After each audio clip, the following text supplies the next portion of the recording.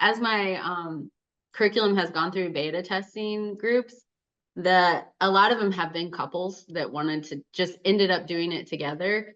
Yeah. And the feedback I've gotten from them is like how delightful and how cool their conversations have been, because they'd never actually Yes. talked about it.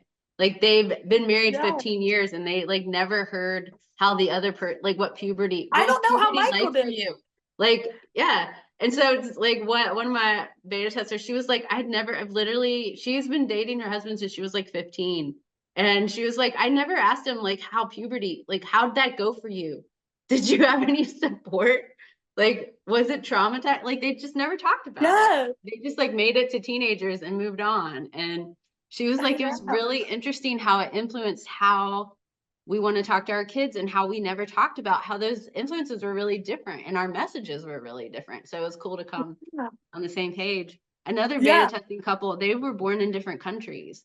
And so all of a Interesting. sudden they were like, oh my gosh, like Yeah. puberty and sex ed and the talk were all really different for us, and like culturally. And like, what does that look Wow. like raising our kid now? And they also just never talked about what is the message? What's the message?